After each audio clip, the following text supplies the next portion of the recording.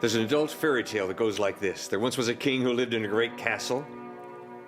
He had a son whom he adored. And one day he was playing with his son on the lawn behind the castle when suddenly he had to turn and talk to a servant. While they were talking, the little boy wandered off into the woods.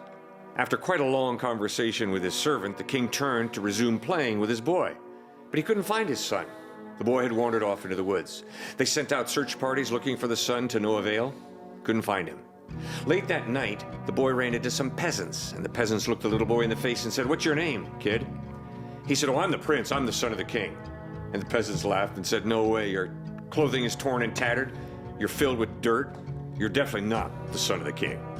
The peasants took the little boy home, and he grew up with them. And then he got in with the wrong crowd, and he got so good at doing the wrong thing that he became the leader of the wrong crowd. And one day he committed a horrible crime. He was arrested.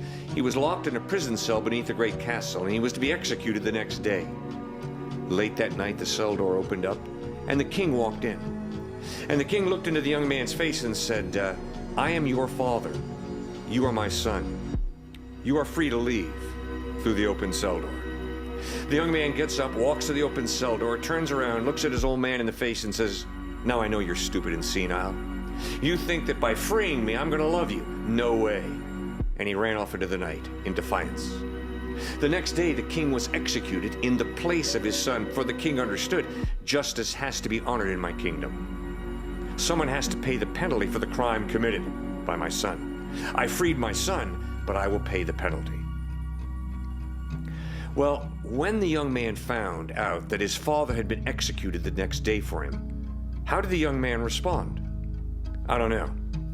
For the young man in that adult fairy tale is you and me.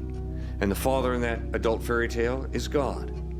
And that's what the Bible reveals, that although you and I have rebelled against God, although we deserve to be punished, Christ became a human being, bled and died on a cross to pay the penalty for our wrongdoing, to forgive us, and to give us the option of eternal life. Now the question is, how are you and I going to respond to that offer of eternal life, of life with God now and for eternity?